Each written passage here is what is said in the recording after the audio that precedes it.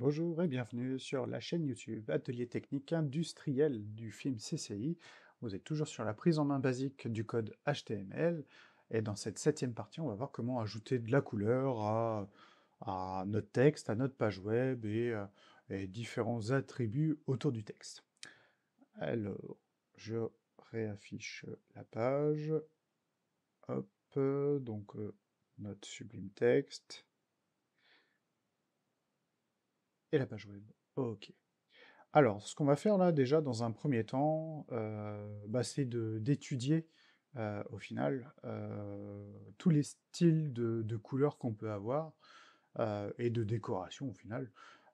Donc on va avoir, en fait, sous 4 items, donc comment changer la couleur de texte, comment changer le style de texte, faire de la décoration de texte, on va voir ce que c'est, et puis changer la couleur de fond de la page web.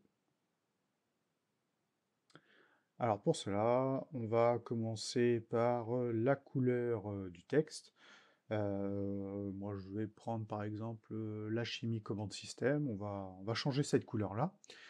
Alors pour changer ce qu'il y a ici dans HMI command system, le texte HMI command system fait partie de la balise H1.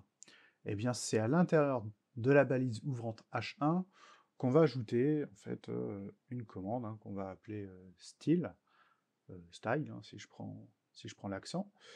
On va ajouter l'attribut égal et les guillemets. Et à l'intérieur de ces guillemets, c'est là qu'on va ajouter notre fonction color. Euh, Donc, si vous avez l'aide à la saisie, ça va quand même être plus simple pour pouvoir saisir les données. En gros, style égale les guillemets, color 2 points, et on termine par le point virgule, hein, pour clôturer en fait euh, cette instruction, hein, si j'ai envie de dire. Et pour clôturer aussi cette instruction, eh bien, on finit par les guillemets. Alors les guillemets, en fait, ça permet de clôturer tout ce qui fera partie en fait du style. Donc là, en fait, dans couleur, il y a trois façons d'ajouter une couleur. Eh bien, c'est de soit ajouter la couleur tout simplement en anglais. Alors moi, le but, c'est de mettre HMI Command System ici en rouge. Bon, bah, ma couleur, hein, je vais mettre ici red. Hop, voilà, je clique à côté, parce qu'il me le proposait pas comme ça, ou alors c'est avec la majuscule peut-être. Voilà, red, hein. Ok. J'enregistre, et j'actualise ma page. Et là, je vois bien mon titre donc, qui est passé à la couleur rouge. J'enlève le red, je le supprime, j'enregistre, je réactualise, je suis redevenu à l'état initial. Donc, vous voyez, j'ai beau avoir mis ici style et mon instruction ici color, étant donné que j'ai pas mis de couleur à la suite des deux petits points, eh bien je reviens sur l'état initial. Donc pour ajouter une couleur, j'ajoute la couleur en anglais, ou alors deuxième possibilité, eh bien c'est de coder en RGB. Donc là je vais saisir RGB. Alors j'ai cette instruction là ici qui s'affiche, je vais la saisir. Et là, je vais retrouver quatre paramètres en fait, que je vais pouvoir saisir. Euh, donc ici, le code RGB correspond de 0 à 255 à une variation de couleur. Donc cette première variation, ce sera le rouge, donc le red. Ensuite, le vert, ce qu'on appelle le green. Et ici, le bleu, donc le blue. Et ici, le dernier paramètre, c'est pour ajouter de la transparence à ma couleur. Alors, on va le voir après, mais là, je crois que je suis au maximum. On va voir ça après. Donc pour ajouter la couleur rouge, euh, euh, quoique, ouais. Je vais ajouter ici 255 ici sur la partie R, donc qui correspond à cette donnée-là. Donc 255 étant maxi en saturation de couleur, donc là je suis saturé en rouge. En vert et en bleu, bah, je vais laisser à 0 pour dire que je veux pas de mélange de vert et de bleu, sinon je risque d'avoir une variante en fait de la couleur rouge. J'enregistre, je réactualise, et là je retrouve bien donc mon titre ici de la couleur rouge. Ici, si je joue sur la transparence, je vais mettre 0,5 par exemple. J'enregistre, j'actualise. Vous voyez ici, là, mon titre, en fait, a changé de couleur. Il est devenu sur un rouge presque plus clair, mais réellement, en fait, il est devenu transparent. Je vais pouvoir réduire encore plus. Je vais mettre à 0,1, par exemple. J'actualise. Vous voyez, là, je le vois à peine, en fait, hein. Donc après, ce paramètre-là, hein, il peut aussi être supprimé. Ouais, je peux le supprimer, j'enregistre, j'actualise. Et donc par défaut, bah, je suis sur la saturation en max, ici à rouge. Donc ça, c'était le code RGB. Donc ce code RGB, hein, au final, hein, on le retrouve aussi sur un fichier, par exemple la PowerPoint. Si je prends du PowerPoint, hop, je veux ajouter ici un carré. Je vais le mettre ici en rouge. Donc en rouge, en vert et en bleu. Donc le code RGB. Bah, si je clique ici sur le carré, que je vais sur remplissage, autre couleur de remplissage, dans personnaliser, ici, je peux avoir son code, ici RGB. Donc là, je suis saturé à 255 en rouge, et en vert et bleu, je suis à 0. Si je prends le carré vert, alors après, c'est voir est-ce que c'est les couleurs pures aussi. Ah, vous voyez, là, par exemple, c'est pas la couleur pure. Donc là, bah, je pourrais mettre 255, et ici, je mets 0. Je fais OK, ça, c'est ma couleur pure en vert. Et le bleu, bah, je pense que ça sera la même chose. Voilà. Donc, je sature en bleu, je mets le gros maximum, donc 255. Donc ça, c'est ma couleur, ici, saturée en bleu. Alors, ces couleurs, donc on les voit ici donc en RGB, mais on les voit aussi en code hexadécimal. Code hexadécimal hein, qui est séparé en 6 caractères. Donc les 2 premiers caractères ici, ça sera la couleur rouge, les 2 suivants, la couleur verte, et les 2 derniers, la couleur bleue. Donc le caractère maximum individuel en hexadécimal, c'est F. Donc F, en gros, enfin même le FF, ça correspond à 255 bits d'activer, donc données d'active. Si je mets tout à 255, ou si je mets tout à F, par exemple, donc là, je sature au maximum, je ne sais plus comment j'en ai fait, 1, 2, 3, 4, 5, 6, je fais OK. Vous voyez, donc là, je suis saturé de toutes les couleurs, donc je suis en blanc. Voilà.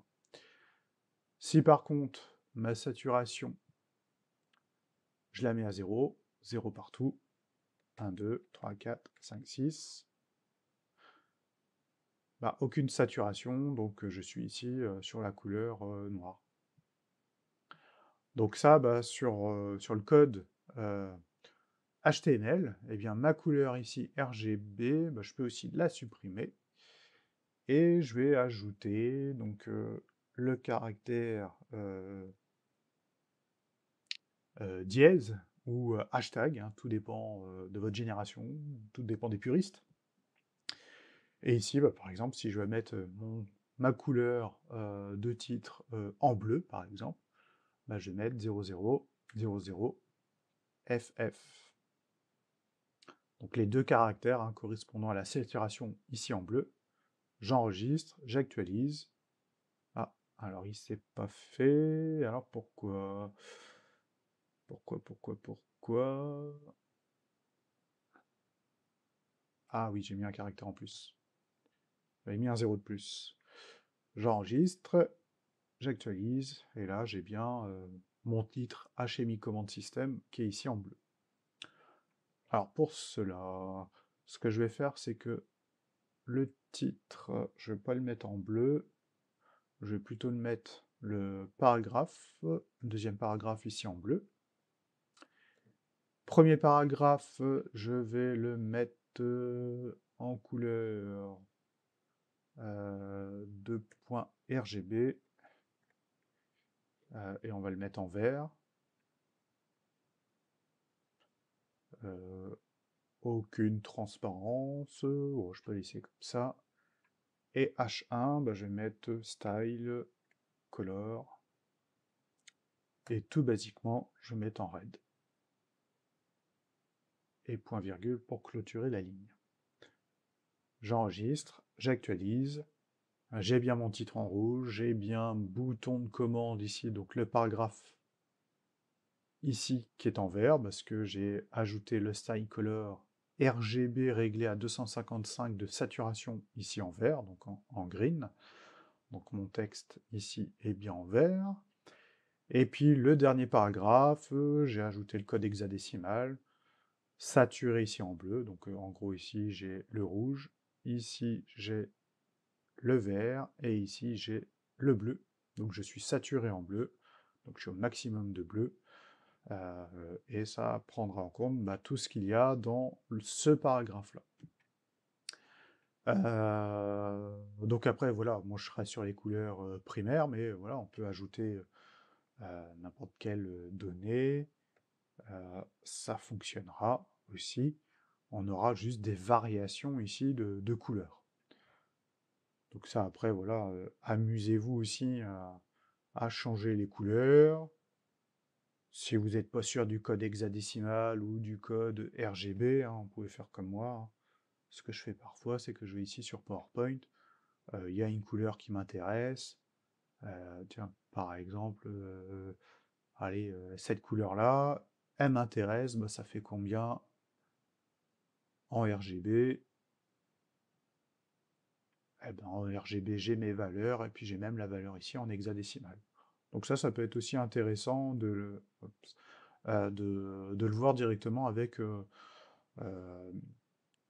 PowerPoint, par exemple. Alors PowerPoint ou Paint, hein, je crois que Paint, hein, on a aussi la même chose. Donc ça peut être voilà, des petites choses qui peuvent être sympas à faire. Donc ça, c'était pour la couleur du texte. Maintenant, on va voir comment changer le style de police. Alors pour ça, je vais changer le style de police là de bouton de commande. Je vais vouloir que ce paragraphe-là soit en gras, par exemple. Alors ici, le style, je l'ai ouvert. J'ai ici les guillemets pour la partie color. Donc ça veut dire que tout ce qu'il y a dans les guillemets fait partie du style. Entre color, le début de color et le point virgule, ça fait partie que de la partie color. Ça veut dire qu'après le point virgule, ici je pourrais rajouter une autre fonction. Je vais pouvoir saisir font. Et après, je vais choisir font 8. Donc dans la liste, hein, vous allez voir, il y a énormément de fonts. Font 8. Et je vais ajouter l'attribut bold qui correspond à gras, en fait. Donc simplement bold, j'enregistre. Je dézoome un petit peu. Voilà, donc j'enregistre, j'actualise. Et là, je vois que bouton de commande, voilà, a épaissi. Donc en gros, ici, je suis passé ici en gras. Donc color, la couleur du texte, font 8, donc le style de la police. Ensuite, on va voir pour la décoration de texte. Alors, qu'est-ce qu'on appelle la décoration de texte? Par exemple, ajouter un trait sous le texte, ce qu'on peut avoir des fois pour des liens. Donc pour ça, on va utiliser l'instruction text decoration. Donc je vais faire ça ici là pour ce texte-là. Donc après style color, je vais ajouter text decoration. et je vais ajouter underline, qui va en fait, me créer en fait, une ligne juste en dessous le texte. J'enregistre, j'actualise, et là je vois que j'ai bien ici donc mon titre, enfin pas mon titre, mais mon paragraphe ici qui est souligné. Donc après, bah, il y a plein d'attributs, hein, il y a underline, il y a overline, voilà, donc le trait est juste au-dessus. Je vais avoir line frog, excusez-moi de l'accent, hein, je parle anglais comme une vache espagnole. Hop, j'enregistre, j'actualise. Donc mon texte est barré. Ça, voilà, ça fait partie en gros des principaux euh, euh, paramètres liés à text decoration. Moi, je vais mettre underline hein, pour le souligner en dessous. OK. Et ensuite, bah, pour la gestion de couleurs, on va ajouter une couleur de fond ici à notre page web. On va vouloir que ce soit en noir. Alors, comme tout ça, c'est ce qu'on appelle le corps, donc c'est le body, et bien c'est directement dans l'attribut body que je vais ajouter un style. Je vais ajouter la fonction background color, en fait la couleur de l'arrière-fond, et je vais ajouter black. Alors pareil, hein, background color, hein, moi j'ajoute la couleur directement, mais on pourrait saisir ici le code RGB, le code hexadécimal, ça fonctionnerait pareil. J'enregistre, j'actualise, et là j'ai bien mon fond ici qui est passé en noir. Donc voilà pour cette partie. Euh, Prochaine vidéo, on va voir bah, comment bah, afficher une nouvelle page web suite à un clic, par exemple, de notre page web principale. Allez, ciao et à la prochaine.